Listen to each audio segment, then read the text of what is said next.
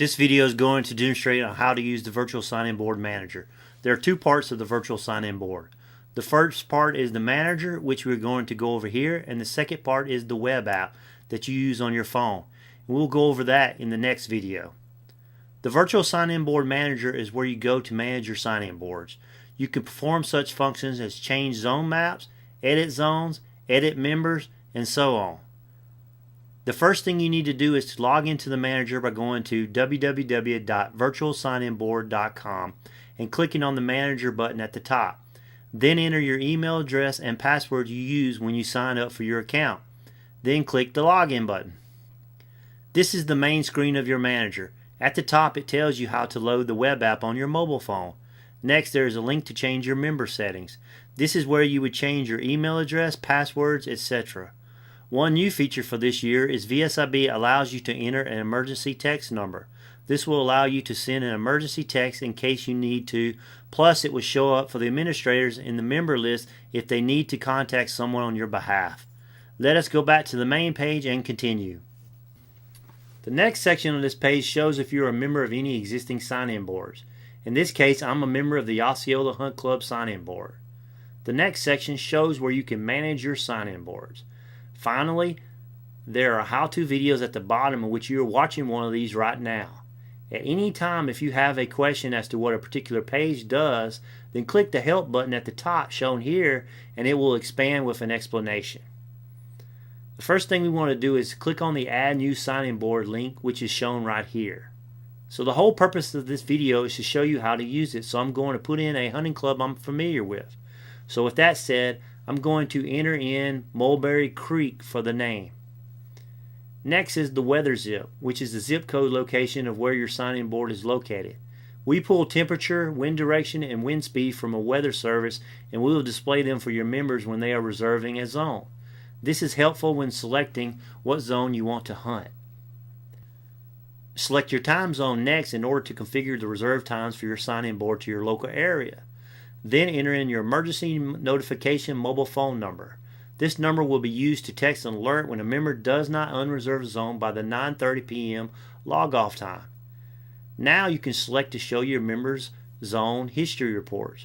These reports allow members to run a query for a date range in which it will show who and how many times a zone has been hunting.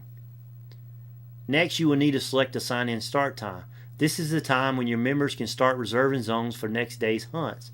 It defaults to 9 p.m. and goes to 7 a.m. the next day. The next option is what additional reports and services should show up on your sign-in board. These are harvest reports, news, to-do lists, and member lists. The first three are pretty much self-explanatory, but member list is a new one this year. This feature will show a list of signed-up members by their names, email address, mobile cell numbers, and emergency contact number. All of these are defaulted to yes. As we go down, the next is use observation reporting when a member signs out. If this is selected yes, when a member signs out of a zone they have hunted more than an hour during hunting hours, they will be given the option to fill out an observation report. Finally, allow members to re-reserve zones will give the option to a member to re-reserve his current reserve zone for the next day's hunt before signing out. There are footnotes at the bottom that describe all of these options that we went over to help you when you create your sign-in board. Now click the Submit button to create the sign-in board and you will get a pop-up window informing you that you were successful in creating it. Click OK. Now we are back at the main page of the manager and you will see Mulberry Creek, the one that we created. You will see 6 options next to it in the Manage section. Now let us go over these 6 options. We're going to start with the Delete Board link found next to your sign-in board name. This option will delete your sign-in board, your zone map, remove all your members, and delete all your zones.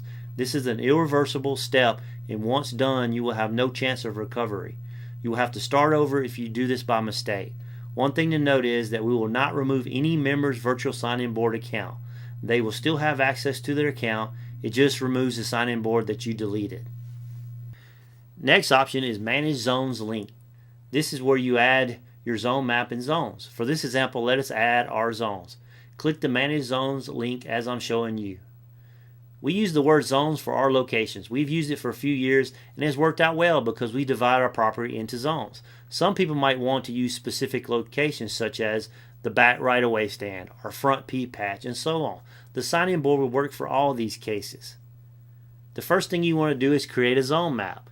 It is not really required to have one in order to use a sign-in board, but it's a nice touch to be able to show your members your location. Let me show you the one we have created for one of our clubs. I created this from an image that I downloaded from Google Maps, and I used Photoshop to draw the zones. Don't let this scare you if you do not know how to use Photoshop. I'm going to show you how to do a zone map the easy way.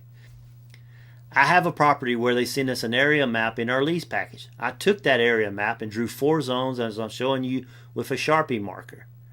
I then took a picture of it with my smartphone and now I can upload it to the sign-in board. Here's an example of the same area map, but instead I put in my tree stand locations and took a picture of it. This easy way will work and will get you up and running with little effort. Now that I have my zone map, I can upload it by clicking on Choose File button as I'm showing you here and selecting that image and clicking the Upload button. As you can see, it is uploading the file, so be patient during this process.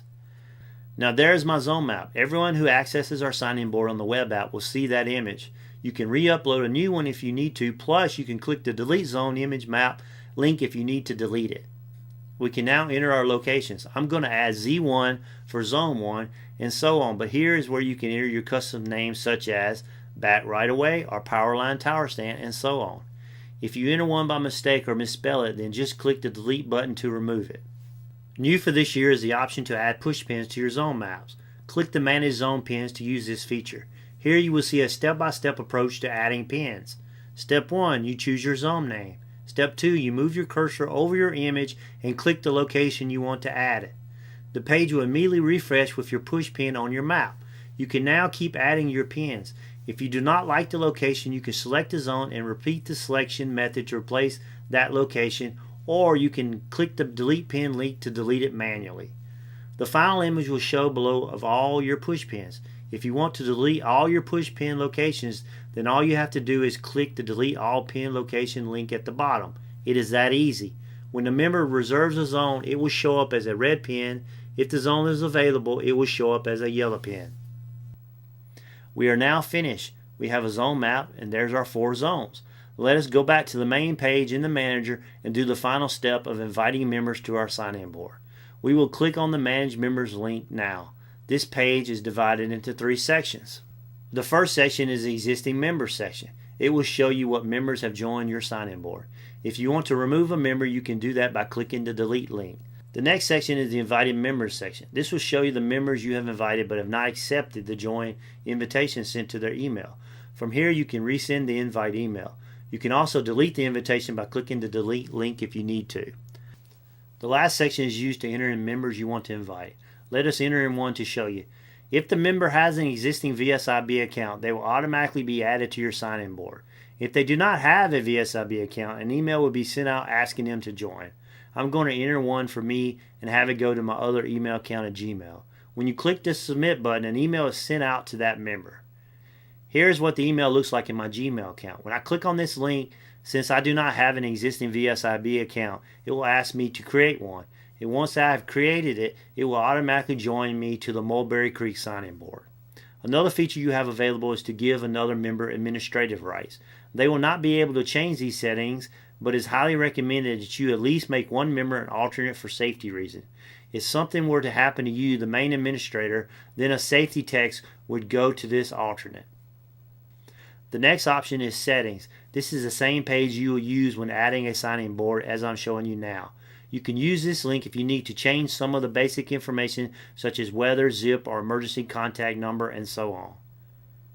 New for this season is the custom reports link. This page allows you to create custom reports for your sign-in board. We have another video to describe this feature, so watch the video if you're interested in custom reports. And the final option is download data. This page allows you to download all your sign-in board data in a tab-delimited text file.